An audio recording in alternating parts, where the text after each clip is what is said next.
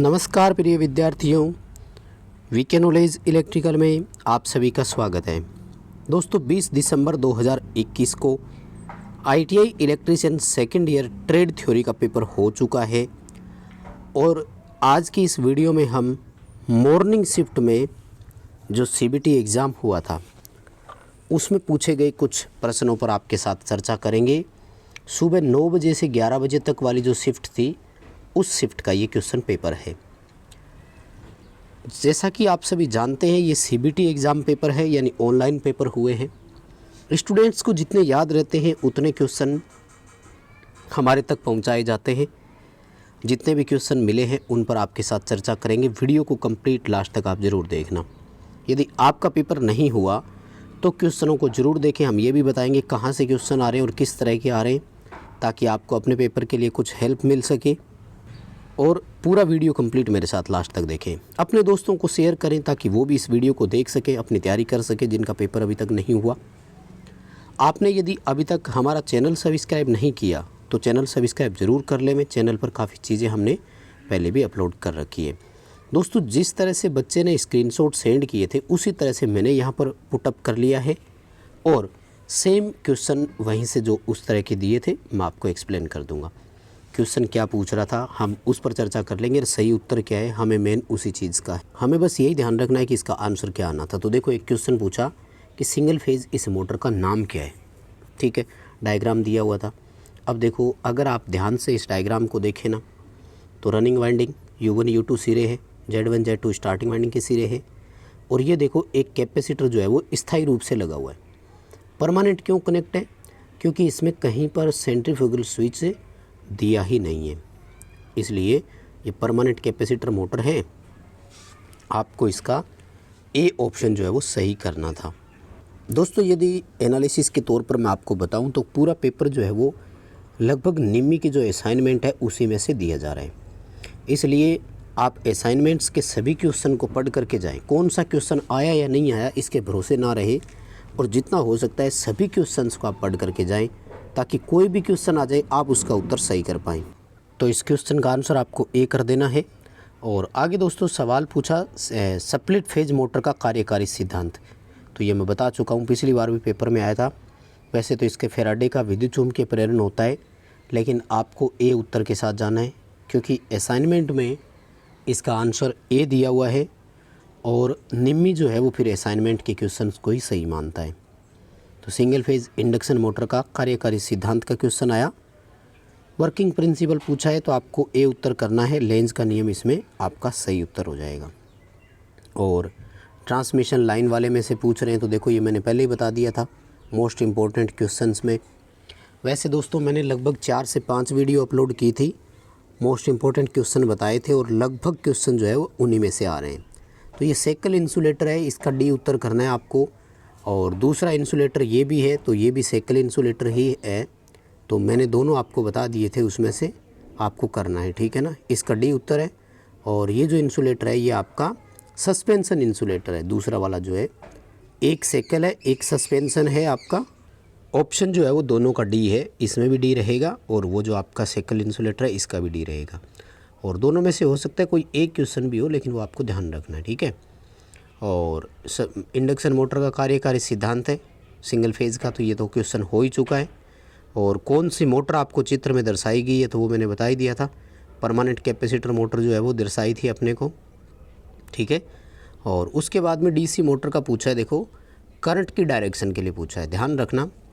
DC motor में direction of rotation नहीं पूछ रहा है, करंट की दिशा पूछ रहा है। तो धारा की दिशा के लिए सेम वही नियम लागू होगा जो जनरेटर में लागू होता है। डी उत्तर हो जाएगा फ्लेमिंग राइट हैंड रूल। तो डी उत्तर के साथ ही जाएंगे फ्लेमिंग के राइट हैंड रूल के साथ, जो कि जनरेटर में ईएमएफ ज्ञात करने का सूत्र भी है। आगे दोस्तों कह रहे हैं क्वेश्चन था डीसी शंट मोटर में आर्मेचर धारा की गणना करने के लिए सही सूत्र क्या है। तो देखो आर्मेचर के लिए करंट निकालने के लिए फॉर्मूला होता है टर्मिनल वोल्टेज में से बैक ईएमएफ को माइनस कर दीजिए और उसमें आर्मेचर रेजिस्टेंस का भाग दे दीजिए, यानी V माइनस EB/RA, जो कि इस क्वेश्चन में अगर आप देखते हैं तो सी ऑप्शन में बिल्कुल सही था। तो वहाँ से आप इस क्वेश्चन को कर सकते हैं। ये काफ़ी अच्छा क्वेश्चन है दोस्तों और पेपर में आ भी सकता है, ध्यान रखें। अगला क्वेश्चन जो है वो वितरण प्रसारण वाले टॉपिक में से ही है और क्वेश्चन पूछा है कि डिस्ट्रीब्यूशन सिस्टम जो होता है उसमें डिस्ट्रीब्यूटर को जो सब स्टेशन से लाइन जोड़ती है उसको क्या बोलते हैं, तो उसको हम फीडर बोलते हैं। जैसे 33 kV 11 kV का जो सब स्टेशन होता है वहाँ से लाइन निकलती है तो उसको फीडर बोला जाता है। वो फीडर आगे जाकर डिस्ट्रीब्यूटर बन जाता है और डिस्ट्रीब्यूटर से जो निकलती है वो सर्विस लाइंस और उन्हीं को हम सर्विस मेंस के नाम से जानते हैं। इस क्वेश्चन का ऑप्शन आपको ए करना है, फीडर इसका उत्तर आएगा। ये काफ़ी अच्छा क्वेश्चन है, पेपर में आ भी सकता है। वैसे एक तरह से रिपीट हुआ क्वेश्चन है क्योंकि लास्ट टाइम भी ये आ चुका था।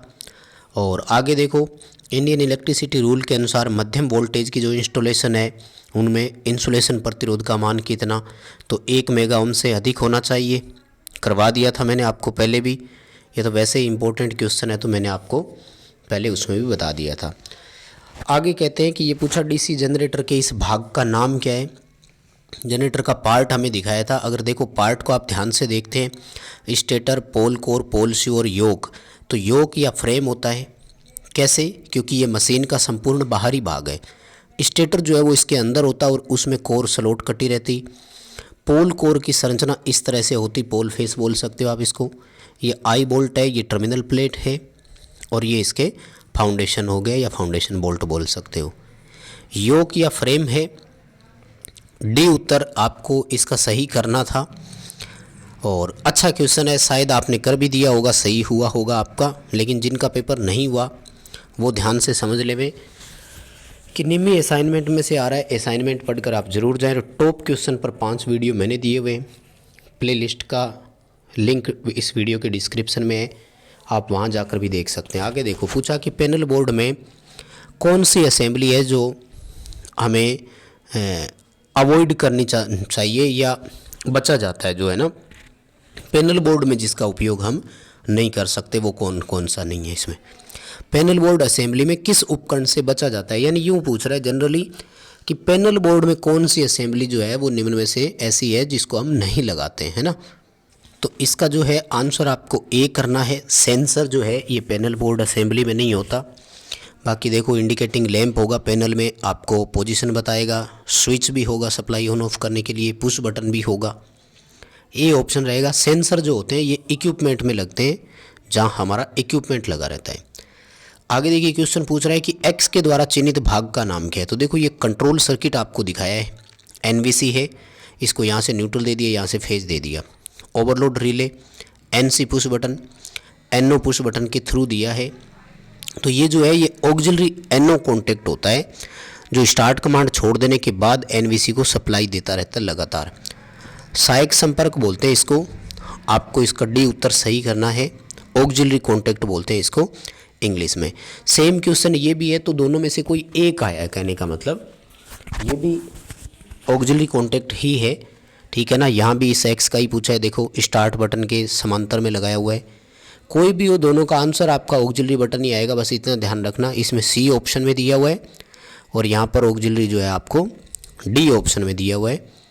पर ऑप्शन ये है कि एक क्वेश्चन ऑक्सिलरी का आया जरूर था, ये ध्यान रखें। ये वाइंडिंग वाले में से है एक, हो सकता है क्वेश्चन पूछा गया हो, कोई ज़रूरी नहीं आया हो। और सिंपल सा क्वेश्चन तो यही है, जो आप पूरा फोटो देख रहे हैं वो मेन क्वेश्चन होता है, वैसे तो ध्यान रखना, ठीक है। आगे देखो, क्वेश्चन वाइंडिंग वाला है और छोटा क्वेश्चन है, आया नहीं आया लेकिन है इम्पोर्टेंट क्वेश्चन, ज़रूर देखो। 4 पोल है, डीसी जनरेटर है, ड्यूप्लेक्स लेप वाइंडिंग है, कितने समांतर रास्ते होंगे। देखो, जितना भी है हम सब जानते हैं कि इसमें पोल इंटू प्लेक्स किया जाता है। लेप है ना, अगर वेव होती तो 2 इंटू प्लेक्स कर देते, ठीक है। अब यहाँ पर देखो 4 पोल है और ड्यूप्लेक्स है तो 8 समांतर रास्ते हो जाएंगे। 8 रास्तों वाला ऑप्शन इसमें कर देना। आर्मेचर वाइंडिंग का प्रतिरोध नापने के लिए किसका उपयोग करते हैं, ये पूछा था, तो मैंने पहले ही बताया था, ये तो बड़ा इंपॉर्टेंट क्वेश्चन है। केल्विन ब्रिज आएगा, डी उत्तर सही करना है। और short open armature winding test करनी है, बाह्य ग्राउलर इसका उत्तर हो जाएगा, ये मैंने आपको पहले भी बता दिया था। डीसी मोटर की गति नियंत्रण करने की, तो इस विधि का नाम तो आर्मेचर डाइवर्टर है, आर्मेचर के समांतर में लगा हुआ है और शायद ये क्वेश्चन मैंने आपको पहले भी करवाया था। कुल मिलाकर के रिजल्ट दोस्तों ये है कि निम्मी असाइनमेंट में से क्वेश्चन पूछे गए थे। निष्कर्ष इतना ही है। क्वेश्चन कौन कौन से थे, सटीक मिले कि नहीं, ये कोई ज़रूरी नहीं होता, क्योंकि जो बच्चा पेपर देकर आता है वो बिल्कुल एक तरह से नया ही होता है। बाहर जो होते हैं उनको अलग कॉन्फिडेंस होता है, एग्ज़ाम हॉल का जो प्रेशर है वो अलग होता है। इसलिए जितने क्वेश्चन मिले आप इनको देख कर जा सकते हैं, लेकिन निम्मी असाइनमेंट को आप पढ़ कर जाएं। इस वीडियो को लाइक ज़रूर करें और हमारे चैनल पर नए हो तो चैनल सब्सक्राइब ज़रूर करें।